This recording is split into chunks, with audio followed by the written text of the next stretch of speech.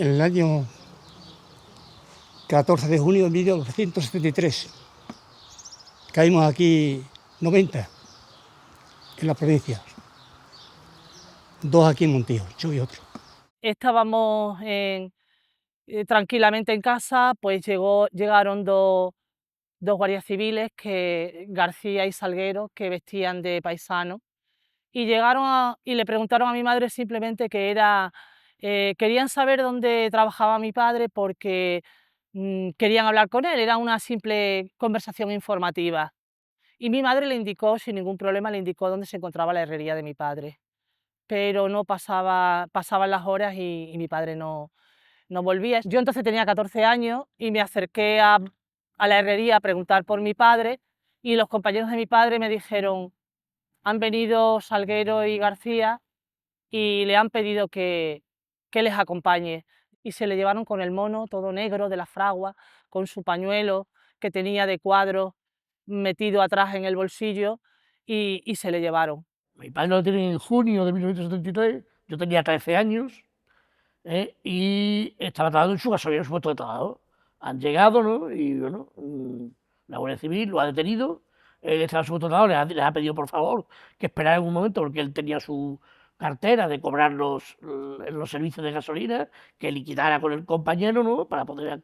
Y fue lo que hicieron, ¿no? Me detuvieron a mí el día 8 de junio de 1973 y en la caída directa, porque me hicieron el registro en casa de una forma también sorpresiva, pero yo aquel día estuve en Don Benito y oí cosas, me vine rápidamente para casa y la documentación que había en casa la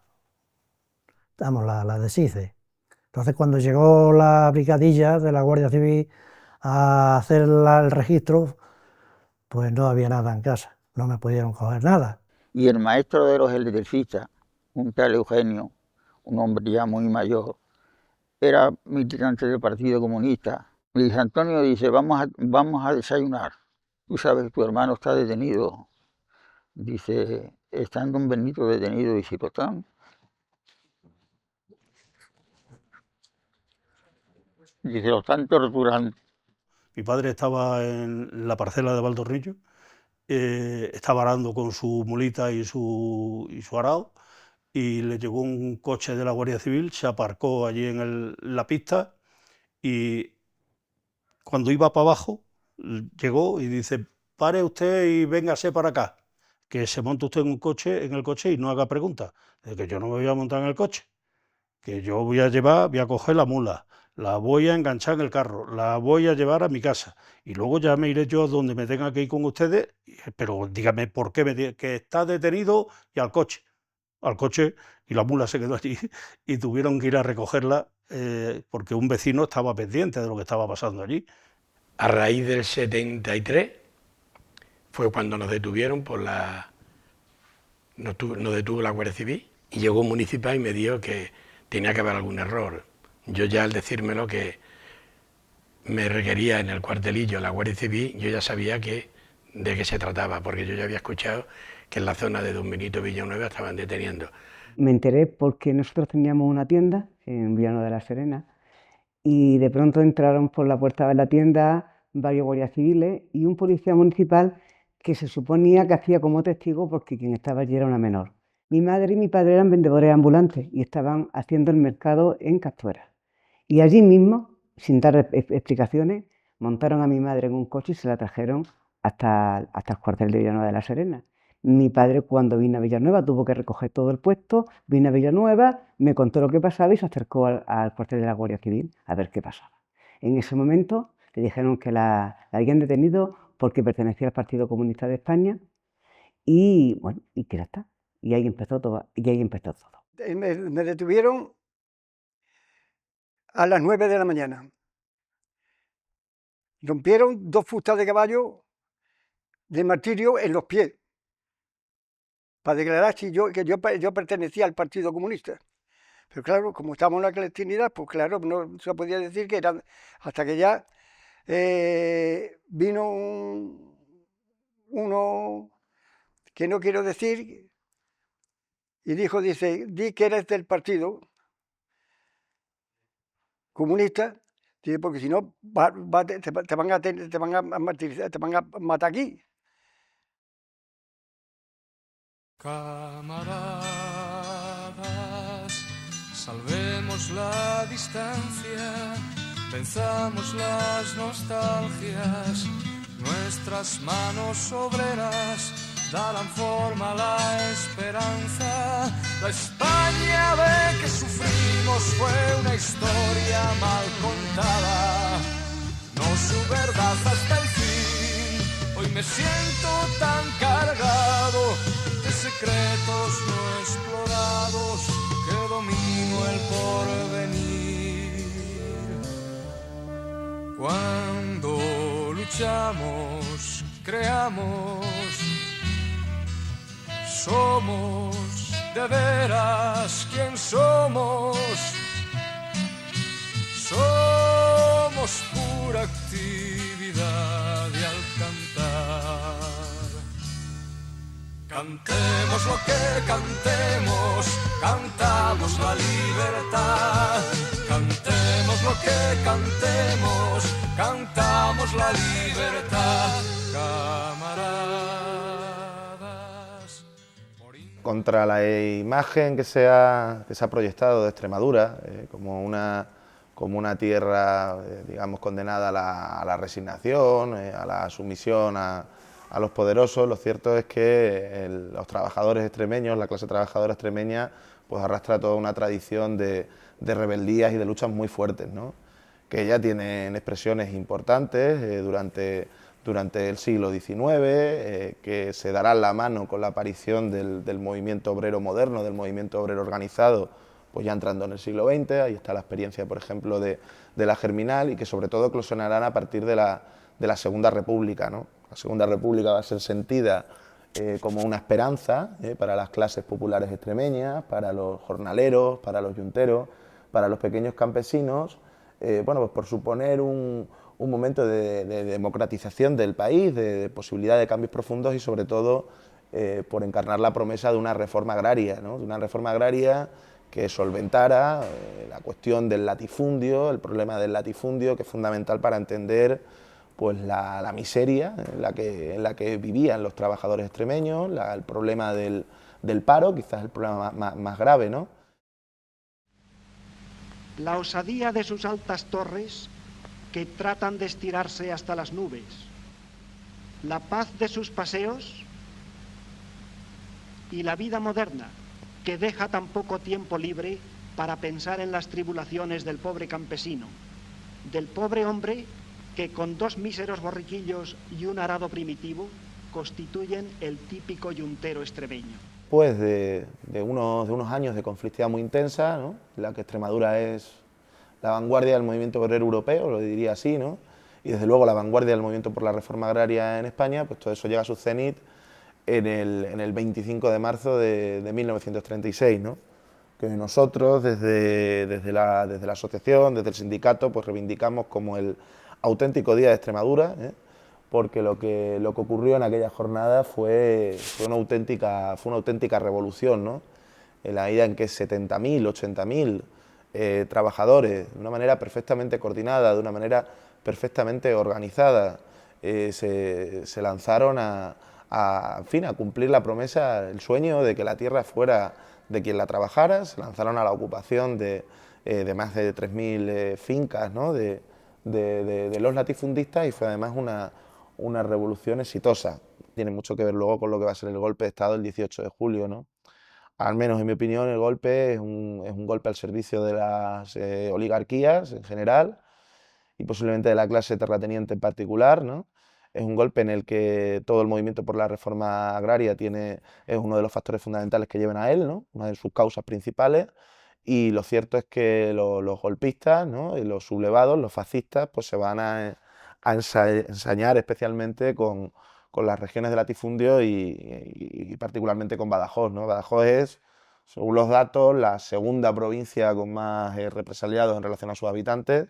Aquí la columna Yahweh comete unas carnicerías tremendas, ¿no? Al paso de los pueblos que habían quedado en manos de la República, ¿no? Y que a lo largo de los meses de agosto pues eran siendo tomados por los fascistas. Todos conocemos la matanza, ¿no?, de la Plaza de Toros de Badajoz del 14 de agosto.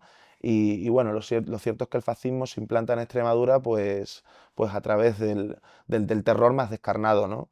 Teníamos aquí unos caciques bastante fuertes y los seguimos teniendo, que quedan los retoños, quedan todavía los hijos.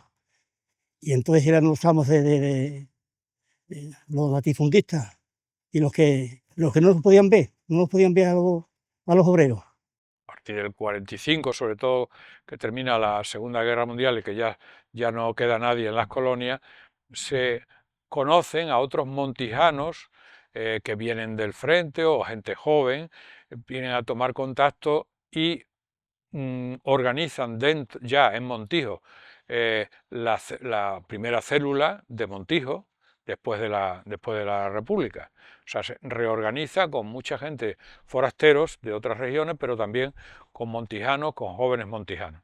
Y sobre todo la acción más fuerte que se hizo fue cuando el régimen franquista en 1947, para que, como la ONU le había cerrado las puertas a la dictadura, querían abrirse, pues convocan un referéndum en España para legalizar los principios fundamentales del movimiento. Entonces el partido y otras fuerzas de izquierda, por ejemplo la CNT, etcétera, pues hacen campaña en contra de este referéndum, y lógicamente la policía, que los tenía, que sabía que había aquí en Montijo gente que provenían de las colonias y tal, pues como ellos reparten octavillas y propaganda en contra del referéndum, pues viene la Brigada Político y Social y detiene a la célula de Montijo, igual que de otras muchas células en toda España y en Extremadura.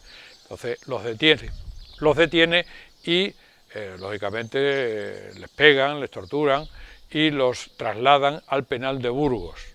Y bueno, toda esa memoria, ¿no?, todo ese hilo de luchas, de resistencia que el terror había pretendido borrar, por cierto es que no se logra destruir del todo, porque después nos encontraremos con que en el resurgimiento, en la reaparición del movimiento obrero en los 60 hay un paso del testigo, hay un paso de la memoria de las luchas que, en fin, que explica también en parte su solidez o su implantación.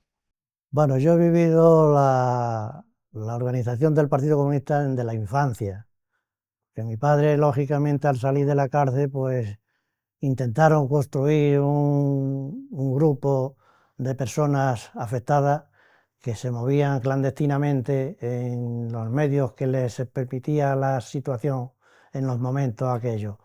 Pedro empieza su periplo político en 1957, cuando a través de un cuñado suyo, el hermano de mi madre, Remigio Calderón, le comenta que sabe de un joven interesado en reorganizar las izquierdas en la zona de las Vegas Altas.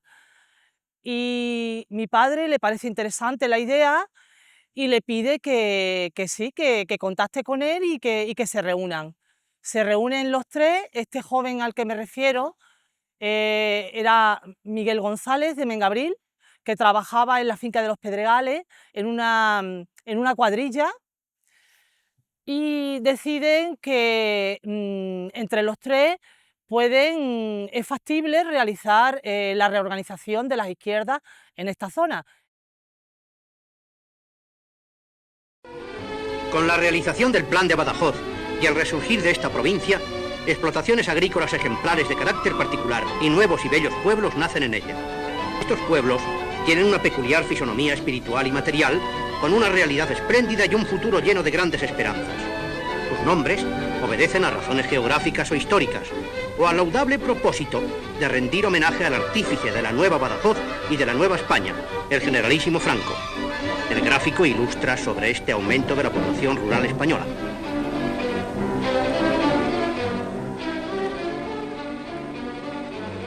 El Plan Badajoz se mueve ideológicamente entre el paternalismo social fascista y sobre todo, ¿no?, los proyectos de modernización tecnocrática, en este caso en clave autoritaria de la segunda mitad de los años 50. Desde el punto de vista teórico, tal y como se presenta el plan, lo que pretende es poner en cultivo, ¿no?, nuevas superficies a partir del desarrollo de una infraestructura amplia de regadío para proveer de tierras a antiguos jornaleros y yunteros y para crear al mismo tiempo una infraestructura, ¿no?, de transformación industrial. Pero realmente tuvo muy poco de eso. O sea, los estudios al respecto nos hablan de que se instalaron aproximadamente 6.000, 6.500 familias y que de la superficie puesta en regadío, aproximadamente la inmensa mayor parte, 100.000 hectáreas, estaban en manos de los grandes propietarios, ¿no? Y qué decir de la industria de transformación agraria, que fue mínima, algo hubo, pero fue mínima.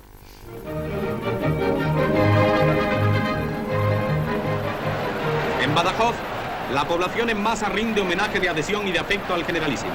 Sale Franco al balcón principal del ayuntamiento, donde durante varios minutos se reproducen las manifestaciones de la multitud, a las que corresponde su excelencia el jefe del Estado.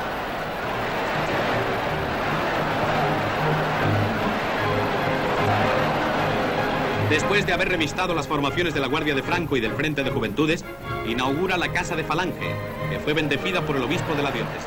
Entonces decía que las viviendas, pues algunas de ellas se ocupaban sin terminar, pues con carencia de puertas y ventanas, y también pues se tenía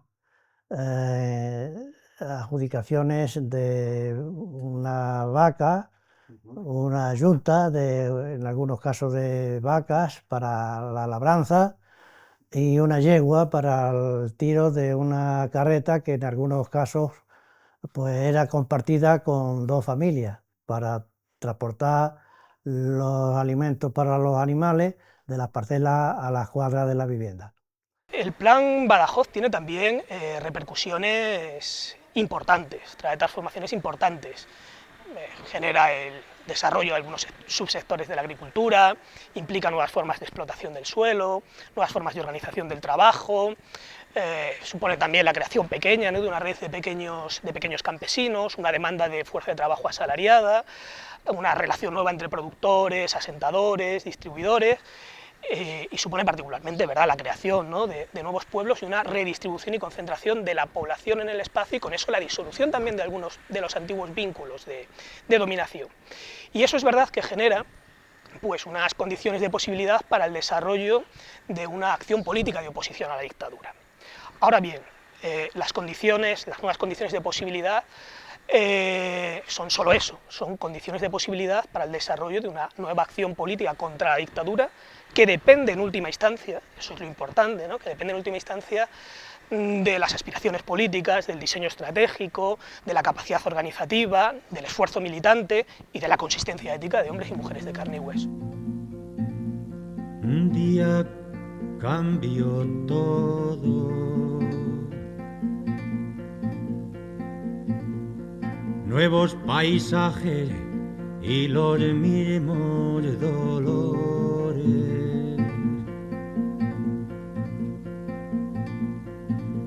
Las manos tienen callos, pero no de espigas. Y el corazón sin vino, que solo está ahí, que solo. Si el Plan Badajoz es un parche, ¿no? Un parche que no soluciona el problema del paro agrícola, que no soluciona el problema del subdesarrollo.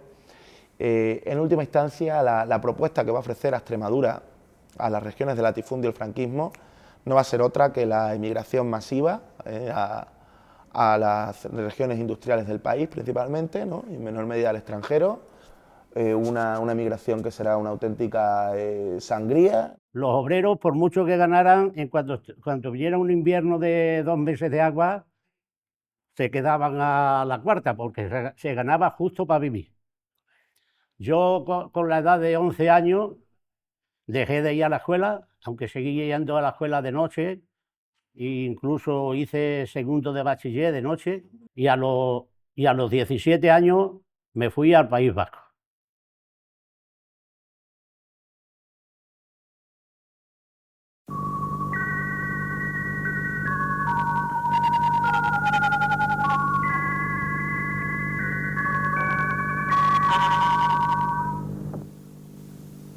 Radio España Independiente, Estación Pirenaica. Además de por nuestras habituales ondas de 19, 25 y 26 metros, transmitimos todos los días por estas ondas volantes sin interferencia. La propuesta que en este caso va a marcar la vida de mi padre es el acudir a París a unos cursos intensivos para prepararse como dirigente político de una célula clandestina.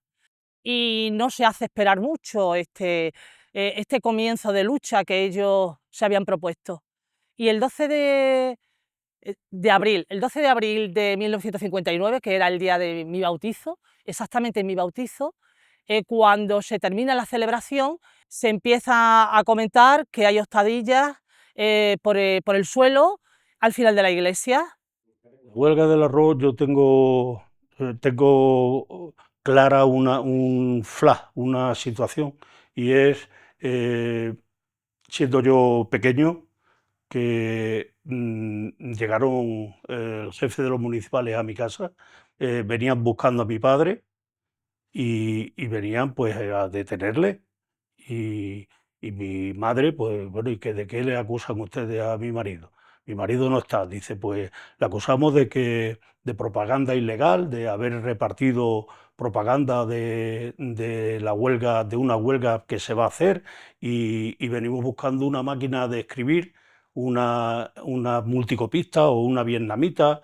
¿Dónde está? Dice, pues espérese usted un poco aquí, que ahora vengo yo con la máquina de escribir de mi marido.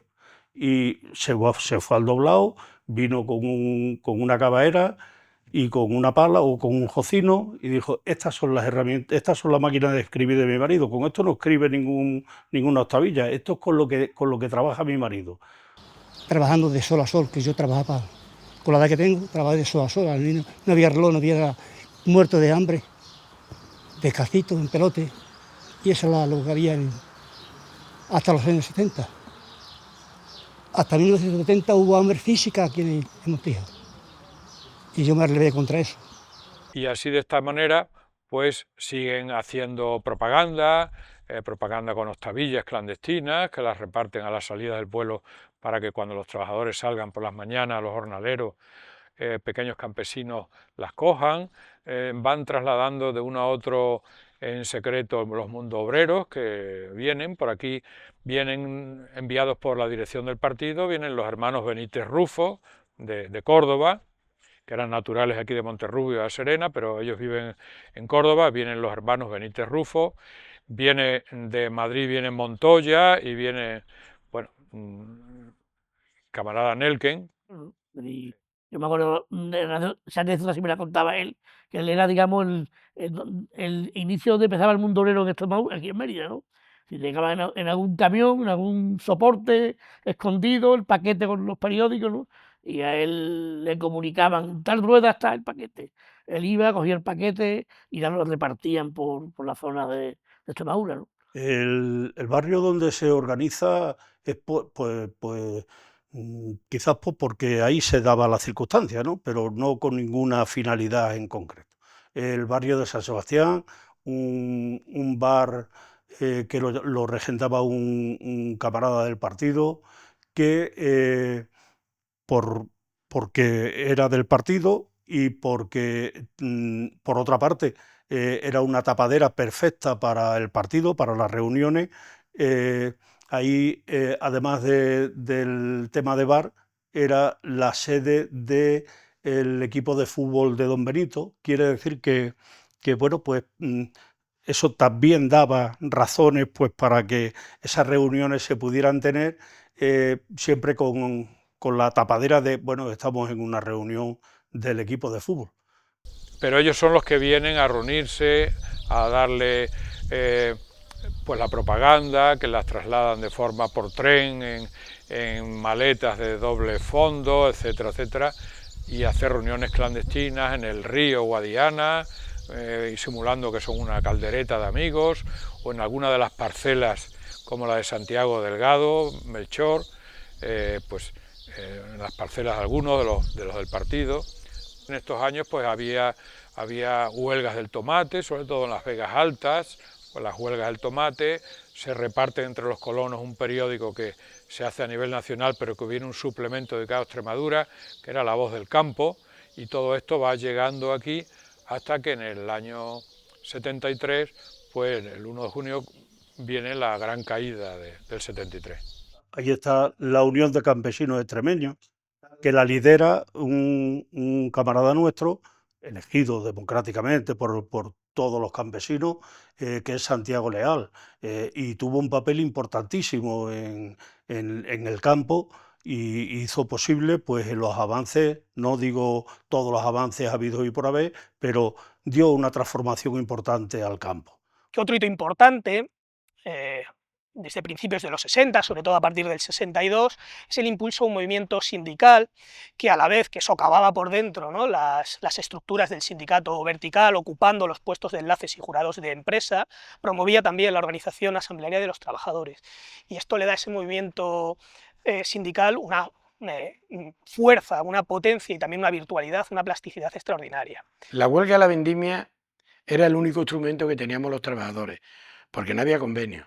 Al no haber convenio, la huelga de la vendimia era el instrumento en que solamente valía para la vendimia, pero era un impulso de que calentabas a la gente, calentabas motores, y era una salida que tenía de escape para enfrentar a los trabajadores, no enfrentarlos salarialmente, para intentar buscar de una forma o de otra.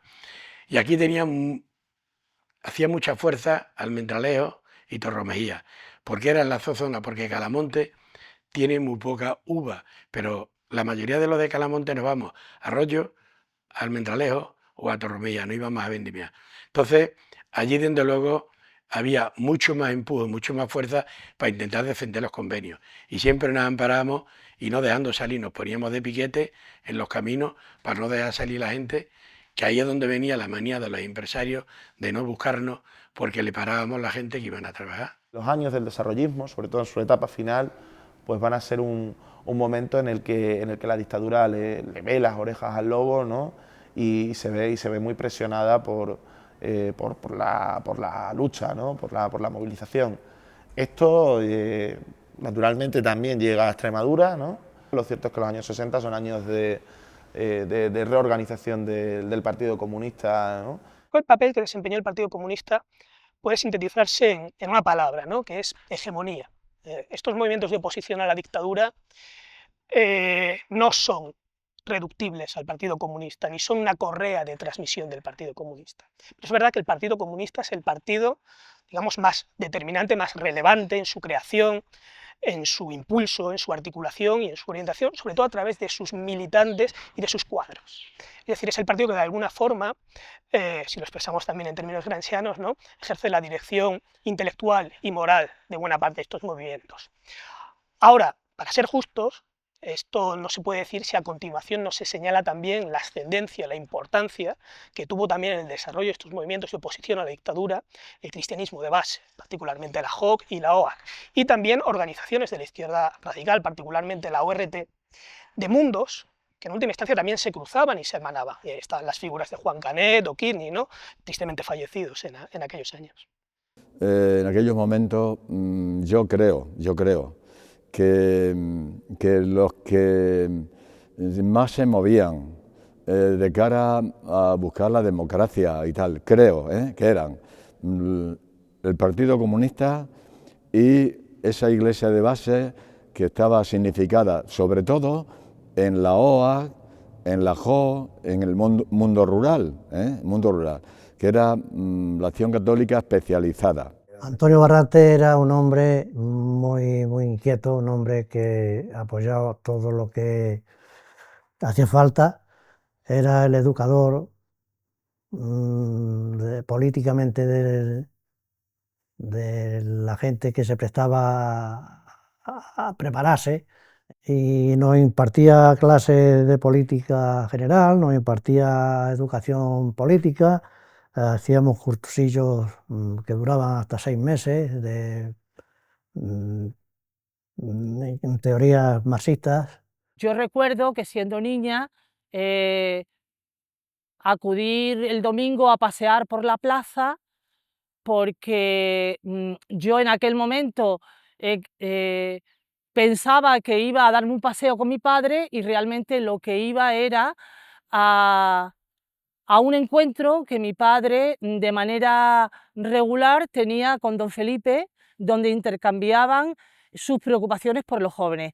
Esta gente que querrá,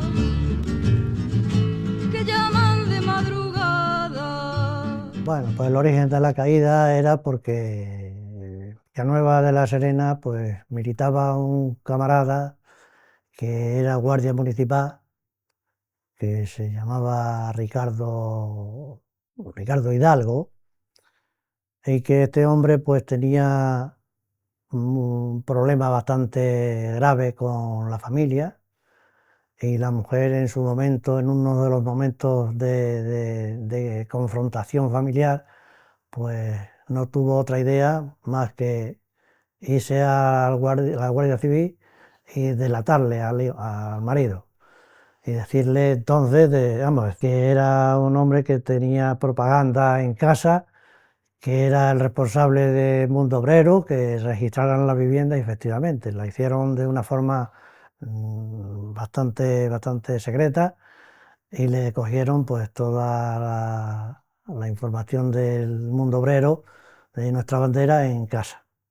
En junio del 73 hay una gran redada, como sabemos, en toda la provincia, unos 160 camaradas, de los cuales 2 son de Montijo. El secretario local, Francisco Ortega Alejo, y el secretario de Finanzas, Bartolomé del Viejo García. Bartolomé era joven, él venía de otra generación distinta, él era albañil, él había trabajado en varias empresas de la construcción y había estado trabajando en la construcción de Guadiana, del poblado de Guadiana. En la detención, ellos fueron a todos pasaron por el cuartel de la Guardia Civil y los llevaron a lo que hoy es la fábrica y lo que era entonces, claro, la fábrica de la Jabonera, porque era un sitio que estaba cerrado y donde permitían, porque cada vez era más, aquello era una cosa increíble, se tiraron varios días, había muchos hombres y 2 mujeres, mi madre y otra mujer, que nosotros la conocíamos del pueblo, y de hecho se iba muchas veces de tertulia a casa, hablaban un poquito y se intentaba comentar cómo estaba la situación política. Entonces, en el cuartelillo de Villanueva, en el cuartel, pues empezaron a torturar a la gente, pero automáticamente lo hicieron también don Benito. Detuvieron por lo menos 70, 80. Detuvieron por lo menos 6 o 7 cédulas. Acude el hermano de mi padre, uno de los hermanos de mi padre, a explicarnos que a ellos también los habían detenido, que los habían llevado al cuartel de la Guardia Civil y que detrás de un postigo, con una mirilla, había una persona y escuchaban la voz de un hombre que decía: ese es mi contacto. Y siempre repetía, los hicieron pasar varias veces en la ronda y siempre elegía a mi padre. Entonces a los hermanos los dejaron marcharse y a mi padre le quedaron detenidos. Y en efecto, de que llegamos allí, nos sentaron en un banco y fuimos entrando a tomar declaraciones al despacho del capitán de la Guardia Civil. Allí entramos uno por uno, y cuando llegamos allí había otro compañero de Mérida, que era un tal Miguel Herrera, que trabajaba en la gasolinera, en el Tiro Pichón, y cada vez que entramos uno de nosotros, llamaban a Miguel, porque a la Guardia Civil se le hacía extraño de que de toda la gente que había en Calamonte y en otros sitios de Mérida, no más que había uno. Y entonces él llegaba y cada vez que pasaba era la frase que decía siempre: ni uno más, ni uno más. Entonces esa frase la tomamos nosotros también, porque temíamos de que podían, por cualquier circunstancia, arremeterse contra las personas mayores de Calamonte, que teníamos 2 hombres, que eran un tal el señor Sabino y Felipe Olmo. Sí, yo calculo 16, que luego rezan nada más que 8, porque los otros 8 que detuvieron los dieron larga. Llegaron a don Benito, que los llevaron a don Benito, declararon, y eso ya los dieron larga. Unos porque tenían recomendaciones, otros por lo que sea, dice: ala, tú para casa. Porque que hubo uno en la cárcel que dijo, dice, un tal José Castuera, dice, no mentéis más, que no vamos a caber en el pueblo aquí, porque aquí metieron a 8, pero había 40, 50 o más. El sarpullido era muy grande y el propio sistema tuvo que autoponerse freno para que la bola aquella no siguiera creciendo. La detención es una detención masiva. A nivel contextual yo creo que hay dos variables que lo explican. Una es la dimensión consustancialmente represiva de la dictadura que le acompaña hasta el final de sus días, sin perjuicio de que ha tenido momentos de intensidad, ¿no?, y de gravedad muy distintos. Pero la segunda razón yo creo que remite concretamente al año de 1973. 1973 es el año en el que yo creo que ya se pone de manifiesto, si nos ponemos gramscianos otra vez, ¿verdad?, la crisis orgánica de la dictadura, que es una crisis de dominio y de legitimidad. O sea, 1973 es el año que estalla la crisis estructural del capitalismo, cuyo detonante, o uno de cuyos detonantes, es la subida de los precios del petróleo, que afecta particularmente a una economía como la española muy dependiente energéticamente. Eso no hace sino tensionar más la conflictividad social y al mismo tiempo acabar con el mito de la prosperidad material de la dictadura. Te han cogido por la noche, indefenso. Te han llevado sin que nadie... Se daban palizas, yo he visto ojos morados saliendo del cuartel de Guardia Civil, he visto mandíbulas rotas en un camarada de Don Benito, un camarada que tenía un bar que se llamaba el Bar Obrero en Don Benito, y que cuando nosotros por la mañana le ofrecimos un café con unos churros, dijo que es que no podía masticar porque le habían hecho daño. Me imagino que esa a base de guantazo y de presión provocó que cada vez se fueran diciendo más nombres y cada vez salían más, de tal forma que ya en furgones esposados lo sacaron y previo antes de haber pasado por el juez, lo sacaron de la fábrica de jabón y los llevaron a la cárcel de Badajoz. Claro. A dos los castigaron bastante. Uno porque era ya más viejo y le echaban más la culpa de lo que había pasado, y otro porque hablaban más en los bares, que eran más libres de hablar, que no se tapaban tanto. Tío Castro era el que, para que yo sepa, el que más los que más le pegaron. El medialiebre que le decimos, porque ya había estado en la cárcel por otras cosas, ¿no? Y entonces, pues claro, pues les castigaron un poco más. Algunos, a mí no llegaron a hacerlo, pero algunos le ponían las manos atrás, con las esposas, en la silla, de esta forma, y con los vergudillos que tenía en los tobillos, los machacaban, los bofeteaban, los daban puñetazos en el estómago, en fin, hasta que conseguían el objetivo, y si no lo conseguían, de alguna manera perdían el conocimiento por el dolor. Y así, cuando ya se terminó la interrogación, porque a ese interrogatorio no lo hacían la Guardia Civil de Don Benito ni de Villanueva, y esta gente pues era especialista en tortura. Algunos le cogían la bañera, le hicieron la bañera también, a gente de Don Benito, a mí no lo hicieron. Le daban insinuaciones de aplicarle electrodos. Había unos electrodos grandes, yo me recuerdo que los tenían colgados allí, y cuando te resistías o no le contestabas, te los enseñaban o te los aplicaban. A mí me hicieron de perder 2 veces el conocimiento, en Villanueva de la Serena, a través del que venía de la político social de Sevilla, que era un sargento de la Guardia Civil. Sí que es verdad que mi madre sufría mucho, sufría muchísimo, y nosotros no podíamos hacerle nada, y no queríamos llevarla porque cuando íbamos a verle veíamos los maltratos que habían padecido, las palizas que se le habían dado. Y yo recuerdo que las manos nos las enseñó por los golpes que tenía y los daños que tenía en las uñas. Y se le notaba como cansado de las palizas que les habían dado para que declararan.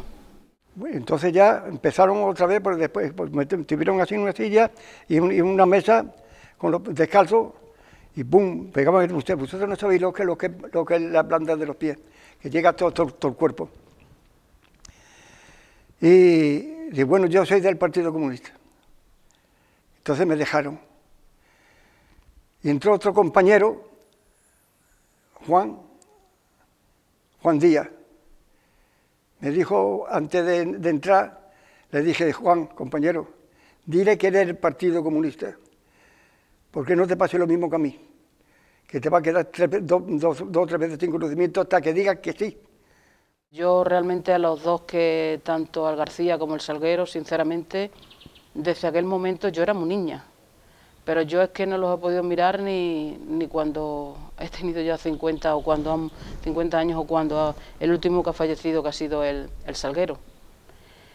No los podía ni mirar. Intentaba el Salguero sobre todo hablar muchas veces conmigo, siempre cómo estáis y tal, pero el García era mucho peor. A mi padre, una vez que descubren que el entramado, que la base y la estructura fuerte del partido está en Don Benito, entonces le trasladan al cuartel de la Guardia Civil, aquí de Don Benito, para ya iniciar las investigaciones ya en firme.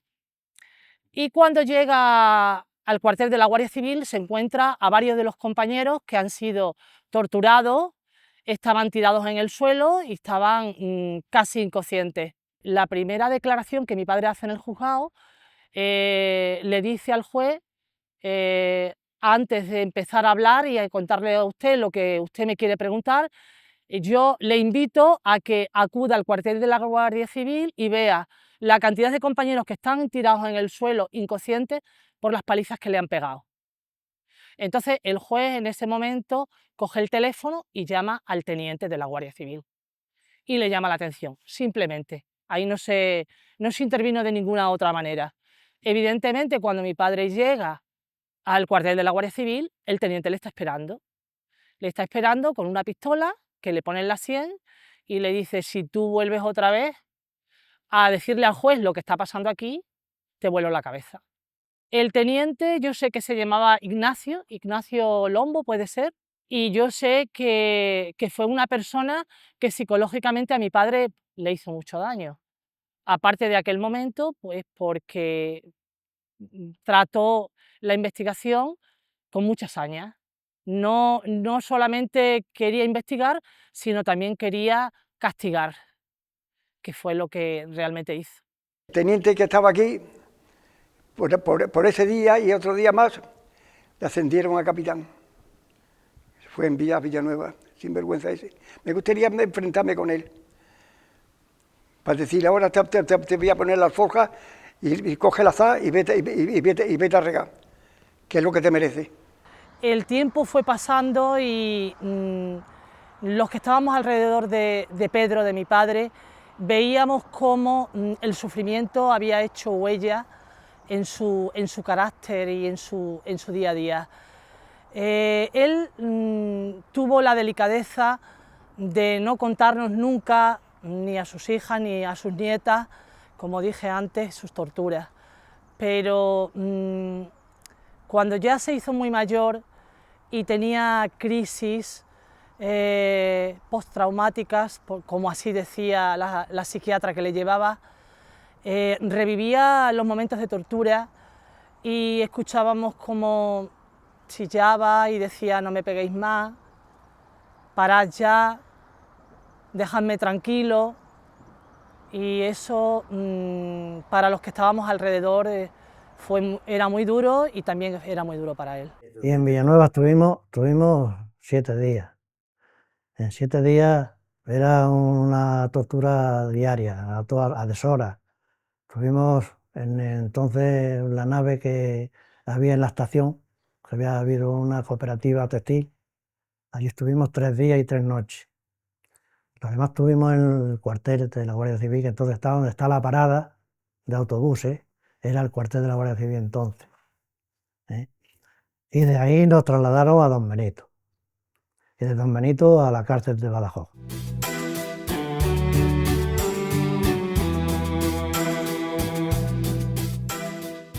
Yo recuerdo que mi madre acudió a llevarle un par de mantas a mi padre una mediodía, y cuando fue aproximándose al ayuntamiento vio unos furgones grises como de la cárcel de Badajoz, y vio que había muchísima gente que estaba alrededor de la puerta del ayuntamiento. Cuando mi madre vio a mi padre que salía esposado y escoltado por la policía y le montaban en un furgón, mi madre no se desvaneció físicamente, pero psicológicamente se hundió para muchísimo tiempo. Porque, como decía ella, allí todo el mundo estaba en silencio, nadie decía nada, pero nadie se marchaba, ni nadie mostraba ni la más mínima repulsa hacia aquello que estaba ocurriendo. Y finalmente pues recabé en Badajoz, en la prisión vieja, que era un centro de reclusión de homosexuales, un centro de rehabilitación de homosexuales activos, porque los pasivos los destinaban a Huelva, un disparate que no se sostenía, pero así estaba el sistema. Y allí no tuvimos ningún problema. Allí no nos castigaron ni tuvimos tampoco condiciones, podemos decir, extraordinarias. Nos miraban bastante bien porque había gente de la vigilancia de la cárcel que de alguna manera simpatizaba con nosotros. Y yo también reconocía que de alguna forma el motivo por el que estaban en la prisión, pues casi era el motivo por el que podía entrar mi propio padre, que no entró por un pelo, porque en estas secuencias que hacía la Guardia Civil preguntando a uno y a otro, el nombre de mi padre salió en 2 o 3 ocasiones y tardaron, vamos, si no llegan a parar aquellos, seguro que mi padre hubiera sido uno de los que estaba dentro. Entonces, es lógico que yo tuviera el comportamiento que tuve con ellos. De alguna forma veía a mi padre en ellos. Y a los 6 días nos llevaron a Badajoz. Estuvimos en Badajoz y llegar allí, bueno, nos encontramos con la gente de Villanueva de Don Benito, que yo no los conté, pero para mí había 100 y pico de personas allí. Entonces, allí empezamos a coger amistades con uno y con otro, uno que le pasaba, que tenía, que no tenía, y bueno, y había, lo que más extraño me cayó es la cantidad de personas mayores que había. Había muchas personas, labradores, gente del campo, que eran mayores, pero no había ningún joven, nada más que yo. Entonces a mí me catalogaron como el niño. Había 2 galerías y después había celdas, no sé si eran 80 celdas. Los que no estaban en galería estaban en una celda que la compartían con un preso común. No ponían nunca... había presos comunes ocupando una celda, 2 presos en una celda, pero donde estaba un comunista había siempre un preso común. Es decir, no ponían a 2 comunistas juntos con idea de dividir, con idea de que no hubiera mucha confluencia entre ellos, aunque la verdad es que una vez que tocaba el cornetín de la salida y del desayuno, pues estaban en los patios juntos todos. Y yo recuerdo que los comunistas del mismo patio estaban siempre juntos. No nos conocíamos nada más que 4 aquí en Montijo, y luego ya cuando llegamos a la prisión de Badajoz nos conocíamos todos, pero no sabíamos cómo se llamaban, pero nos conocíamos todos. Lo que no conocíamos era el nombre. Yo a Santiago Leal lo recuerdo como un hombre honesto y firme. No tenía una gran formación cultural, pero sí tenía una conciencia social muy amplia. Sabía muy bien lo que hacía y por qué lo hacía, y estaba dispuesto a asumir el riesgo de su criterio. Lo tienen en Badajoz hasta noviembre, creo que es, no sé la fecha exactamente.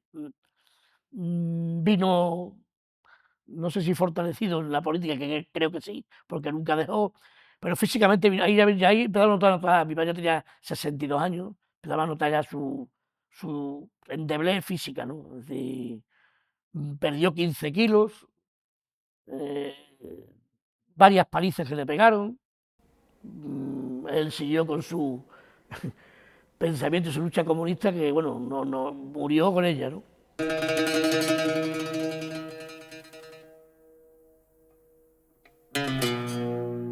Yo creo que en un momento determinado, mi madre, cuando la detuvieron y tal, primero que no hubo rechazo popular. Yo creo que la gente esperaba, o en algún momento se esperaba, por la política, por lo que había, que los comunistas tenían rabo y que eran unas personas tan malísimas, ¿no?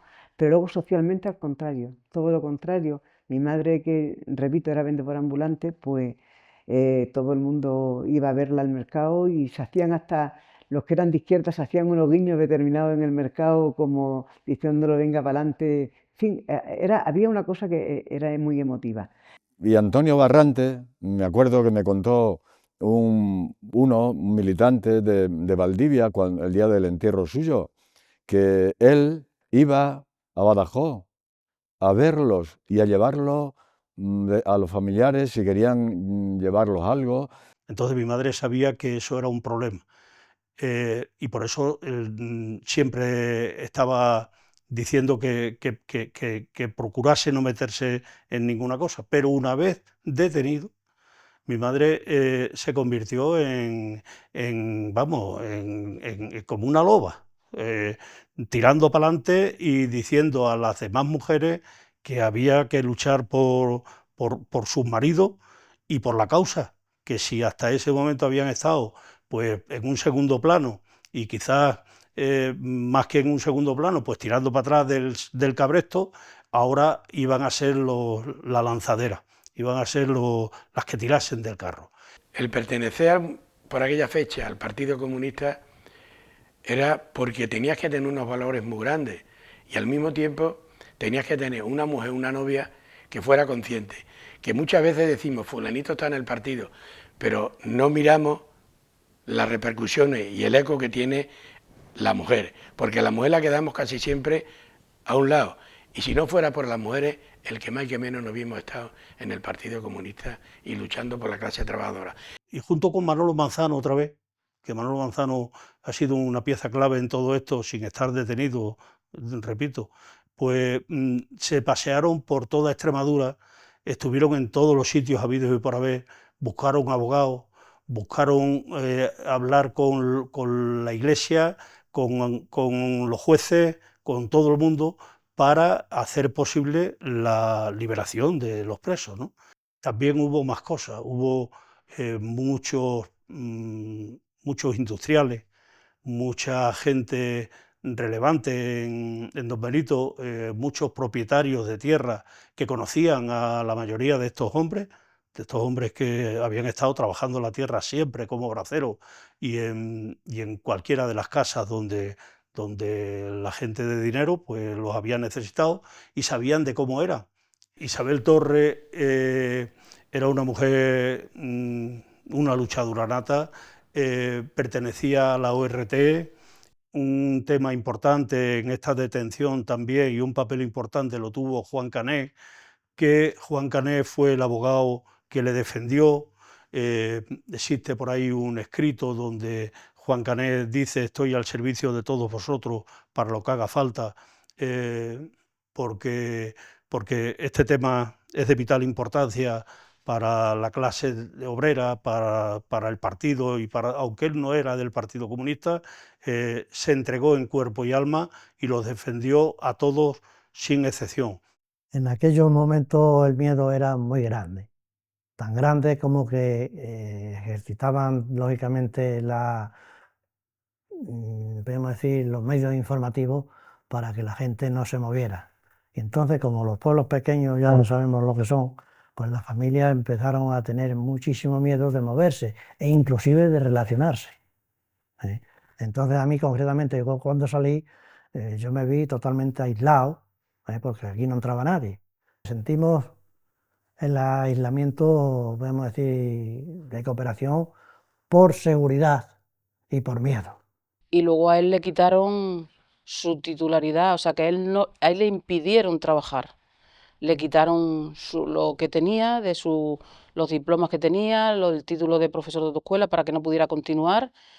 Y no solo que le quitaran el título, sino que tuvo que cambiar la titularidad de la autoescuela porque no podía estar a su nombre. Estuve a punto de irme afuera del pueblo, porque es normal de que la mayoría de los empresarios son todos de derecha, ¿no? Entonces, ¿qué pasó? De que nadie te da trabajo. Y más, yo que era un poquillo guerrillero, que estábamos siempre, donde quiera que íbamos, haciendo manifestación, buscando los derechos de los trabajadores, pues automáticamente los empresarios no te daban trabajo. Ya, harto de andar por un lado y por otro, ya no me quedaba más otra que ahí es donde me detuvieron, que no quería ir por eso, porque me detuvieron la cooperativa y estaba un tal Miguel, y ya le dije por último, digo, mira Miguel, la única opción que tengo ya eres tú. Y me dijo, ¿por qué? ¿Qué problema es el que tienes? Digo, eso lo sabes tú, el problema que yo tengo, que acabo de salir de la cárcel, pero no me da nadie trabajo. Entonces me dice, si te quieres quedar ahora mismo, te quedas a trabajar. De todo lo que se cuente, te quedas corto. y la represalia. Nadie daba trabajo. Yo en aquel momento tenía 3 hijos. La mayor con 10 años y el más chico con 9. Tremendo. Sin trabajo. Nadie se juntaba contigo por el temor. Por temor a las represalias.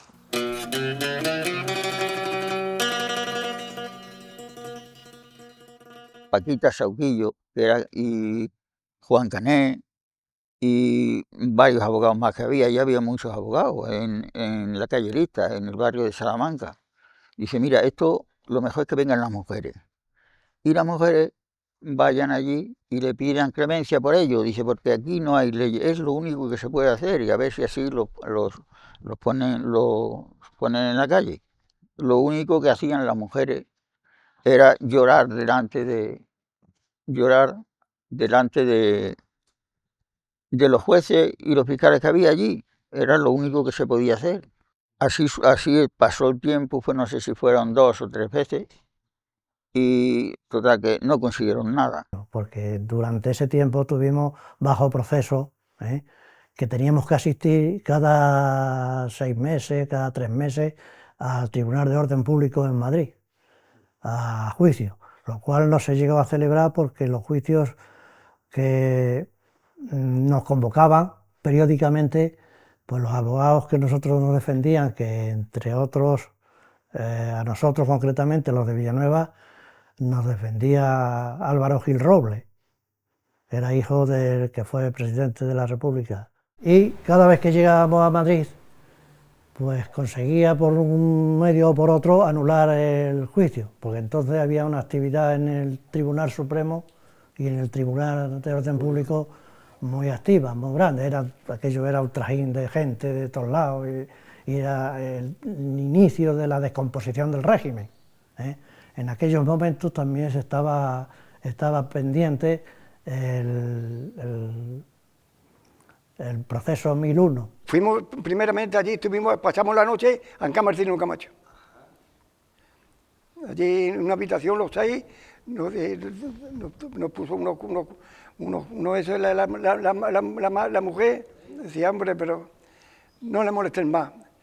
Yo el hombre decía, dice, no le molesten más, hombre, que se ha tirado 20 años en la cárcel, hombre.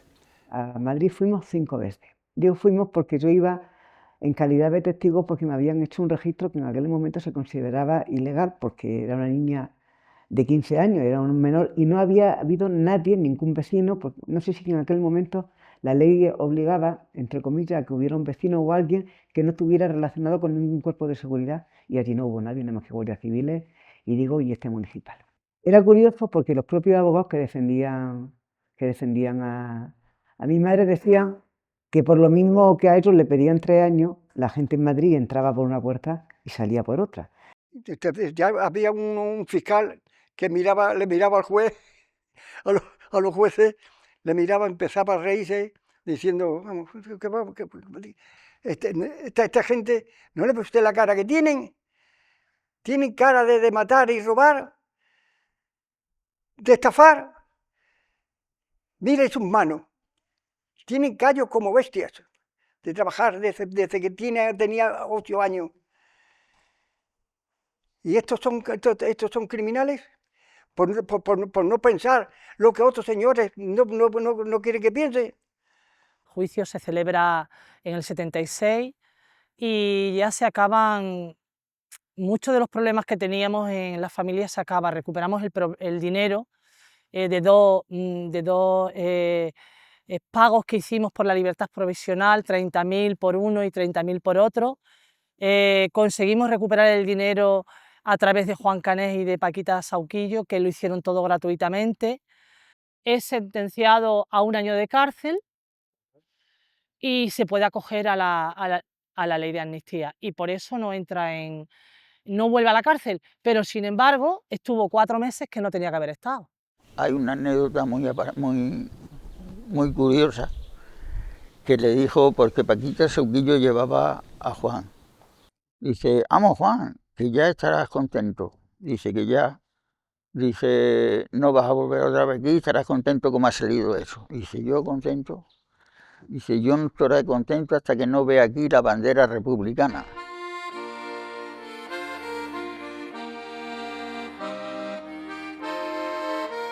Estaba muy claro que bueno, lo que ellos querían era automáticamente deshacer la organización, ¿eh? De que la actividad que había en la comarca dejara de existir y la actividad que había a nivel provincial, pues que dejara de prevalecer, que no existiera. Ese era su argumento, ¿eh? Y entonces, pues, lo consiguieron durante un par de años. A ver, es verdad que Extremadura llega lenta a la transición, pero no es menos cierto que el proceso supone un revulsivo para la activación social y la activación política que le permite recuperar en muy poco tiempo el tiempo perdido, valga la redundancia, ¿no? A eso me refería, ¿no? cuando hablaba de que la transición es para Extremadura un momento de aceleración del tiempo histórico. Pero a los pocos meses, pues el partido manda a un ingeniero químico, ingeniero técnico químico, aragonés, que se llamaba José María Corona Salcedo, a trabajar en una empresa conservera de Badajoz, que era la SACE. José María Corona conoce y se hace novio de una camarada nuestra, de Maribí Torrado, que pertenecía a la familia de los Torrado. Ella abre una librería en Badajoz, donde al final esa librería se convierte como en el centro de referencia donde íbamos todos a ponernos en contacto con el partido. Desde el punto de vista social hay una activación tremenda. El feminismo, el movimiento democrático de mujeres, a nivel laboral la activación también es importantísima, con un mapa sindical ligeramente diferente al de España. Unas comisiones obreras muy activas, pero con una UGT también muy potente por el peso de la memoria histórica y otras circunstancias que le lleva a ser la organización sindical más votada, también con unas organizaciones sindicales a la izquierda muy potentes y muy activas, el Sindicato Unitario, la Central Sindical Unitaria de Trabajadores, y con una conflictividad laboral importante, con episodios destacados como la huelga de la DITER en el 77 o las huelgas de la construcción en Cáceres y en Badajoz, que van del 77 al 79, ¿no? Si ponemos la vista, un elemento específico de nuestra región, en el campo, la conflictividad también es tremenda, ¿no? Promovida por las secciones de jornaleros de los sindicatos y también por las organizaciones de pequeños agricultores como la UCE, con huelgas como la del tomate, con huelgas como la vendimia en Tierra de Barros, con huelgas como la del corcho en la provincia de Badajoz, una cantidad de conflictos que finalmente se saldan con la aprobación del primer convenio colectivo del sector del campo en 1979, que supone un mazazo tremendo al poder patronal y a las redes caciquiles de la región. Y junto con eso también movimientos más amplios, ¿no? Integradores de otros movimientos de carácter protoecologista o directamente ecologista, como la lucha contra las industrias papeleras en la ribera del Guadiana o contra la central nuclear de Valdecaballeros.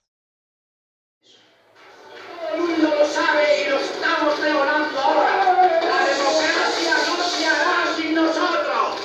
La democracia no se hará sin el Partido Comunista.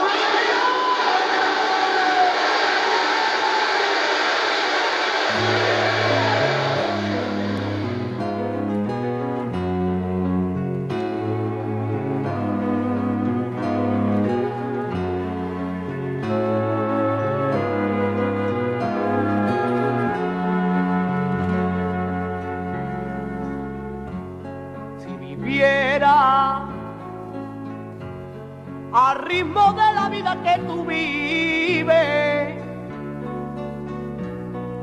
sería como tú, un árbol seco.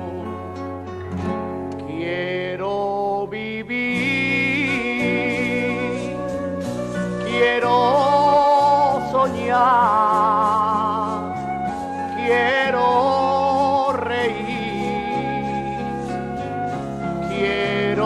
llorar, yo quiero andar, quiero sembrar, quiero luchar con los demás.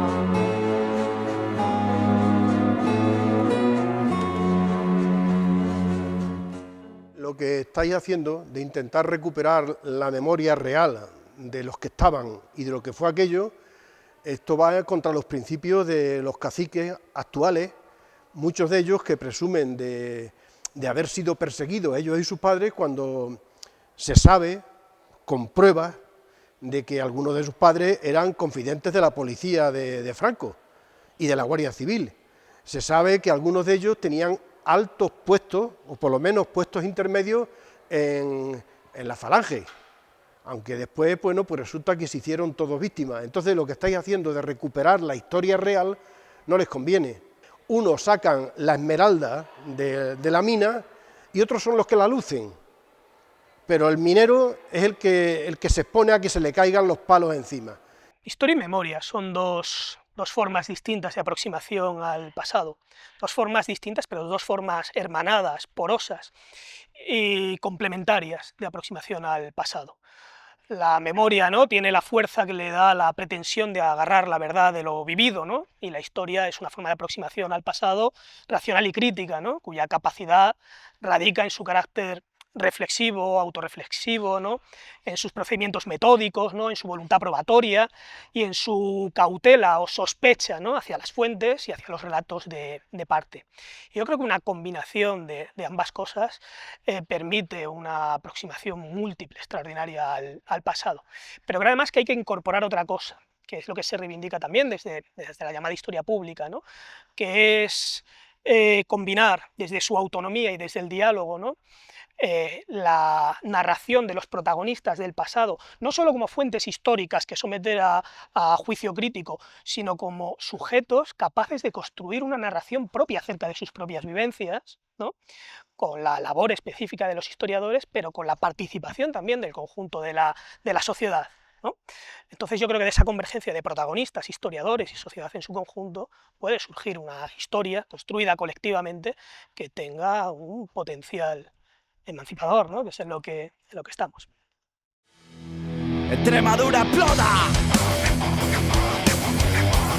Están cargadas las bellotas. Extremadura explota. Están cargadas las bellotas.